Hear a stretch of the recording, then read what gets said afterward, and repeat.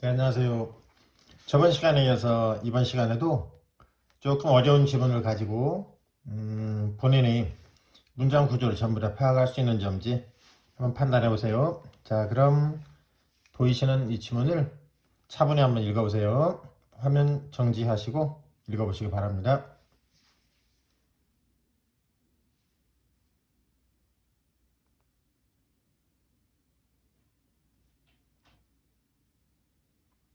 자, 수고하셨습니다. 같이 한번 읽어보도록 하겠습니다. 우선 모든 문장에서 주어 동사를 구분을 해야 되는데 첫 번째 문장 보세요. 자, 주어 동사 보이시죠? 자, 그 다음에 대시란 단어가 나오면 우리는 이게 관계대명사인지 접속사인지 대시란 단어가 쓰임이 굉장히 많은데 오늘은 대시란 단어를 읽을 때 이 관계대명사인지 접속사인지 이것만 우선 판단해 보세요. 이 대시란 단어가 만약에 관계대명사라면은 앞에 선행사라는 게 있어야 되는 거죠. 이게 선행사라는 게 보이고 있지 않기 때문에 이거는 접속사라는 걸 알 수 있고요. 뒤에 문장이 지금 한 문장으로서 굉장히 복잡한데 이 정도는 여러분이 스스로 문장 구조를 파악할 수 있으셔야만 합니다. 오케이, 그럼 보세요. 대신 선행사가 없기 때문에 이거는 접속사죠. 접속사 뒤에는 어순이 주어 동사 이렇게 나와야 되는 거죠. 그럼 여기까지가 지금 주어고요. 저번 시간 영상에서 주어 다음에 이렇게 카메라를 찍고 동사가 나올 일은 없다 그랬죠. 나중에 뭐 예외적인 경우가 있는데 그건 그때 말씀드리고, 자, 다시요. 접속사 뒤에 주어 동사가 나와야 되거든요. 이게 주어, 접속사 다음에 주어 동사 이렇게 보여야 된다고요. 그래서 주어를 찾았는데요. 이 카머가 보이죠?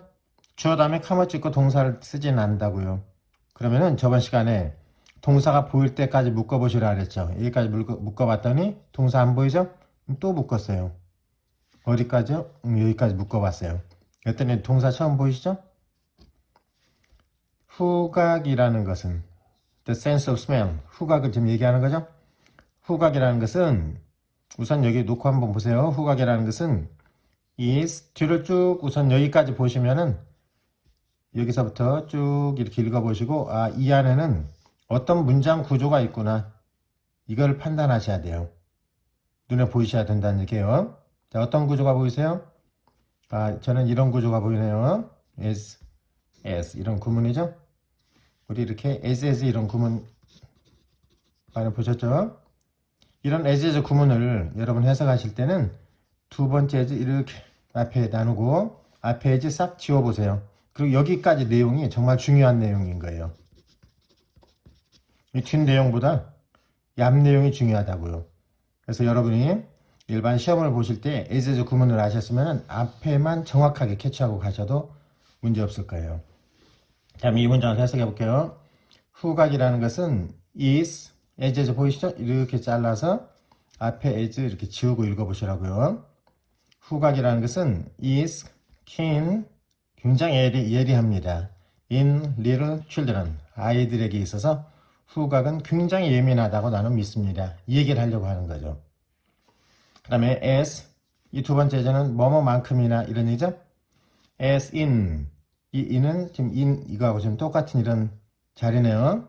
하등 동물에 있어서 후각이 예리한 것만큼이나 어린 아이들에게 있어서도 후각이 굉장히 keen, 예리하다고 나는 믿습니다. 이런 얘기예요. 자, 그러면 다시요. 주어, 동사 해가지고 animals 여기까지 이렇게 정리가 된 거예요. 그 다음에 n이란 단어가 나오면 이건 접속사이기 때문에 뒤에는 주어 동사가 보여야 되는데 이 카머가 왜 쓰였는가? 저번 시간에 카머 용도 말씀드렸죠? 왼절을 이렇게 삽입을 해놨어요. 그래서 이렇게 묶으실 줄 알으셔야 되고, 그럼 이게 또 동사네요. 그럼 n 다음에 동사가 왜 나왔는가? n 다음에 동사가 나왔는데 이 동사가 앞에 어떤 동사하고 맞춰야 되는 건가? 이거를 찾으셔야 돼요. 그럼 n 앞쪽에 동사는 어떤 거였었죠? 이거였었잖아요. 그래서 이게 동사 1번, 동사 2번 이렇게 보셨어야 돼요. is의 주어는 후각이었었죠? 그래서 이놈의 주어도 후각이에요. 그래서 후각이라는 것은 나는 믿습니다. 이 앞에는 the sense of smell 이 말이 지금 생략이 되어 있는 거라고요. 후각이라는 것은 contribute 여기서도 보세요. is 이런 구문이죠. 그래서 두 번째 as 나누시고 as 지우시고, 그럼 여기서 읽어볼게요. 후각이라는 것은 contribute, 기여한다, 이런 얘기죠. much, 많은 것에 기여를 하고 있다. to their pleasure, 그들의 즐거움에. 후각이라는 것은 그들의 즐거움에 많은 기여를 하고 있다. sight, 시각이나 청각만큼이나, 이런 얘기죠. 자, 이 글을 읽고 여러분이 요약을 하실 수 있으셔야 돼요. 간단하게 필요한 말만 골라볼게요. 나는 믿습니다. 뭐를요? 데디아라고요. 후각이라는 것은 is keen in little children, 애들에게 있어서 굉장히 예리하다고, 애들은 후각이 예리하다고 나는 믿습니다. 그리고 후각이라는 것은 아이들의 즐거움에도 많은 기여를 하고 있다라고 믿고 있습니다. 이걸 전체는 무슨 얘기를 하는 거죠? 후각의 중요성에 관한 얘기를 하고 있는 거죠. 후각이라는 것은 어린애들에게 있어서 굉장히 예리하고, 후각이라는 것이 아이들의 즐거움에도 한 몫을 단단히 한다라고 나는 믿습니다, 이런 얘기예요. 그럼 앞에서부터 우리 읽지 않은데 한번 볼게요. 나는 믿습니다. 후각이라는 것은 관계대명사를 꾸며놓은 거죠. which, 근데 후각이라는 것은 seems to diminish, 이렇게 나누실 줄 알으셔야 되고, diminish라는 얘기는 줄다 감소하다, 이런 얘기네요. 후각이라는 것은 감소하는 듯 보이는데요, 우리가 나이가 들어감에 따라서 until이라는 단어를 할 때까지 이렇게 읽지 마시고, 그리고 마침내 이렇게 읽어보세요. 할 때까지 이렇게 읽으시려면은 뒤를 읽고 앞으로 붙여야 돼요. 절대로 글을 읽다가 유턴하시면 안 돼요. 앞에서부터 쭉쭉 나가셔야 돼요. 나는 믿습니다. 후각이라는 것은, 근데 후각이라는 것은 seem to diminish, 줄어드는 것 같아 보이는데 우리가 나이가 들면서, 그리고 마침내, 이시 가리키는 거는 꼭 찾으셔야 된다 그랬죠? 후각이에요. 그리고 후각이라는 것은 됩니다. something, 뭔가 된대요. scarcely라는 단어 조심해요.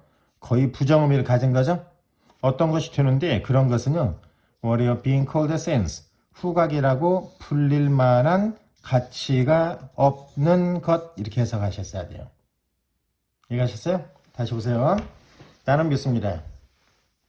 후각이라는 것은, 근데 후각이라는 것은 seems to diminish, 점점 줄어드는 것 같아 보이는데, 언제요? 우리가 나이가 들면서. 그리고 마침내 후각이라는 것은 어떤 것이 되는 건데요. 어떤 건데요?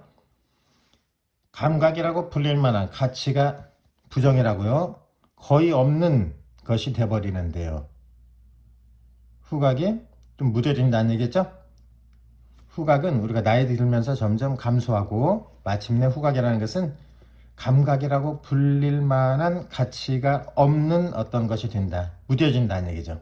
이 후각이라는 것은 is merely as keen in little children, 애들에게 있어서 후각이라는 것은 굉장히 예리합니다. 하등 동물에 있어서 후각이 예리한 것만큼이나. 그리고 when they live with nature, 그리고 아이들을 얘기하는 거죠. 아이들이 자연과 함께 살 때는, 자연 속에서 살 때는, 이런 얘기죠. 후각이라는 것이 아이들의 즐거움에 한 몫을 단단히 합니다.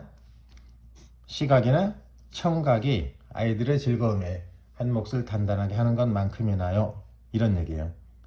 이거 복잡하거든요. 여러 번 읽어보시고, 오늘의 포인트는 이거 한번 잘 기억하세요. as 이런 구문이 있을 때는 앞에 내용이 중요하다고요. 이만큼 잘라가지고 앞에 내용만 챙겨가셔도 돼요.